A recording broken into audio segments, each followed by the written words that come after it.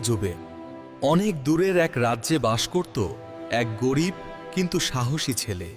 তার নাম ছিল আরিফ। আরিফের একটাই স্বপ্ন, একদিন সে আকাশ ছুবে, সীমাহীন স্বাধীনতায় উড়বে। এক অদ্ভুত রাতে ঝড়ের মাঝেই আকাশ থেকে নেমে এলো এক আশ্চর্য ঘোড়া। সে ছিল পঙ্খিরাজ, ডানাওয়ালা জাদুকরী ঘোড়া, যে শুধু সাহসীদেরই সঙ্গ দেয়। ভয় নয়, বিশ্বাস নিয়ে আরিফ পঙ্খিরাজে চড়ল। মুহূর্তেই তারা উড়ে চলল পাহাড়, নদী আর মেঘের ওপারে।